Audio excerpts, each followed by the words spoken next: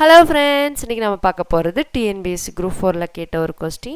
Find the length of the longest pole that can be placed in your room, 24 meter long, 18 meter broad and 16 meter height. ஒரு room கொடுத்துருக்காங்க, அதோட length என்ன கொடுத்துருக்காங்க 24 metre, birth வந்து 18 metre, height வந்து 16 metre கொடுத்துருக்காங்க.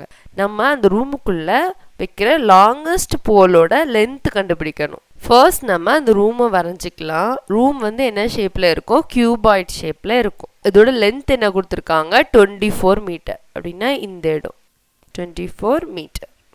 அப்புறம் இதோட பர்த் என்ன கொடுத்துருக்காங்க 18 மீட்டர், அப்படின்னா இந்த இடம். அப்புறம் இதோட ஹைட் என்ன கொடுத்துருக்காங்க 16 மீட்டர், அப்படின்னா இந்த இடம். நம்ம என்ன கண்டுபிடிக்கணும், லாங்கஸ்ட் போலோட லென்த் கண்டுபிடிக்கணும். லாங்கஸ்ட் போல்னு கொடுத்துருந்தாலே நம்ம கியூபாய்டில் என்ன கண்டுபிடிக்கணும்னா டயகனல் கண்டுபிடிச்சா போதும், இந்த இடத்த கண்டுபிடிச்சா போதும்.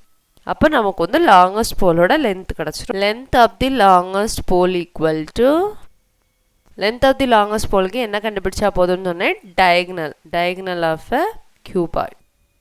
Diagonal of the cuboid formula என்னது, root of L square plus B square plus H square. இதான் ஃபார்முலா. இப்போ இதில் எல்லா வேல்யூவும் நமக்கு தெரியும். Lனா லென்த்து, Bனா பர்த்து, Hனா ஹைட்டு. இதில் தெரிஞ்ச வேல்யூ எல்லாத்தையும் சப்ஸ்டியூட் பண்ணுறோம். ரூட் L வந்து என்னது 24 ஸ்கொயர் ப்ளஸ் B வந்து என்னது 18 ஸ்கொயர் ப்ளஸ் H வந்து என்னது 16. இப்போ 16 ஸ்கொயர்.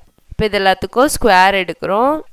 24 ஸ்கொயர் என்னது 576 plus 18 ஸ்கொயர் என்னது 324 plus 16 ஸ்கொயர் என்னது 256.